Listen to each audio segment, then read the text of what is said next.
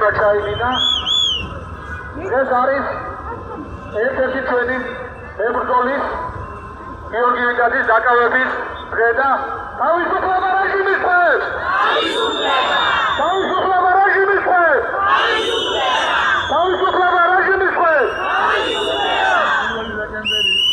ეს ყველას უნდა გავაკეთოთ გავლელებსაც, მეგობრებო, ამ რეჟიმმა 9 აპრილის მერე პირველად ქართველი ხალხის წინააღმდეგ გამოიყენა ქიმიური იარაღი.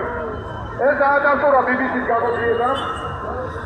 ფაქტობრივად არის გამოყენებული მომსწავლელი ინფიორება, რომელიც პირველი მსოფლიო ომის მერე აიკრძალა. ხო წარმოგიდგენიათ, რატომის რეჟიმთან გვაქვს საქმე, რომელიც არაფერს არ ერიდება და ეფექტივის ქმედების შაქს.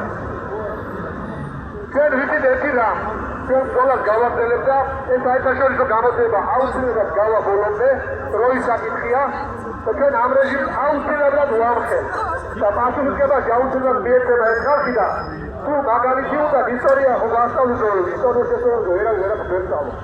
ერთი და იგივე შესწავლებს უშვებს. გონიათ რომ შეერჩება არაფერი არ შეერჩება მეგობრებო. დრონი და ყოფნა ვიღაც ინაცეები რო არ ეგონა რომ განსაკუთრებით არ ხოჭავდნენ ერთად ისმო. ამიტომ ქოთისა გაიგია.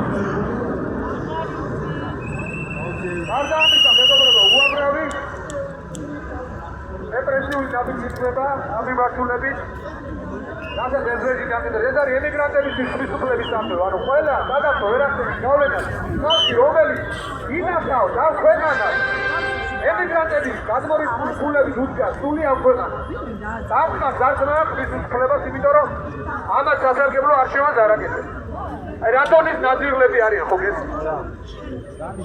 ამიტომ მეგობრებო, ბრძოლა უნდა გაგრძელდეს ბოლომდე, თქვენი თვითონ ჩვენ დავაანონსეთ. ყოველ იურას, ყოველ პირველად ბოდიში შაბათობის დიდი მცველობა.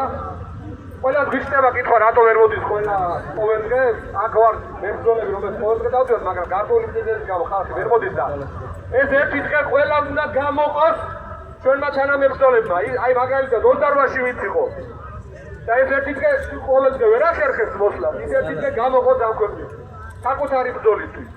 ეს მე მგონი ყველა შეუძლია. მეგობრებო, ჩვენ გქონდა ინიციატივა, გუშინ გქონდა სადგურის მოედანზე აქცია. გეგმავთ მეტროებთან აქციებს და ინფორმაციას მათ შორის, სადაც ხალხის დიდ მოძრაობაა. მეხაც მეტროსთან ვართ, გუშინ დაუწყლებაზე და სადგურის მოედანზე ვიყავი და შეიძლება 11 წელი თეატრანს გავიდეთ, ვარკეთილის მეტროსთანაც გავიდეთ და იქ ხალხს ველაპარაკოთ. ხალხს გეცა ვერ დაუბროთ, რომ ამ პროპაგანდისტურ ნაჭრში არ გავდეს ამ რეჟიმს მოქცეული. ამიტომ აუცილებელია ხალხთან კომუნიკაცია. ჩვენ იცით რომ ეს მარშები ძალიან კანონის ფარგლებში დიდ აბსოლუტურად და ბოლოს ისე შეიჭიდა ხალხის რაოდენობის და რომ დაიწყეს ქუჩიდან ხალხის მოსაცება. ამიტომაც დავიგეთ წაუზები და ვცდილობთ რომ ფრთხილად ვიმოქმედოთ. ამ რეჟიმის პირობებში მე ვერ შევფიქრები, მაგრამ ეს რამეს ვფიქრები რომ მაქსიმალურ სიფრთხილეს ყოველთვის გამოვიჩენთ. მაგრამ ამასაც აღარ ყოფნის ნერვები, კანონის ესე ღია დარგვა რომ ტროტუარზე აღარ გატარებენ და ტროტუარიდან იტაცებენ ადამიანს. ეს არის შიშის უკიდურესი გამოვლინება. და რა ამდენად ხო აკეთეთ და ჩვენ ისევ აქ ვართ. ისევ აქ ვართ და ისევ აქ ვიდგებით.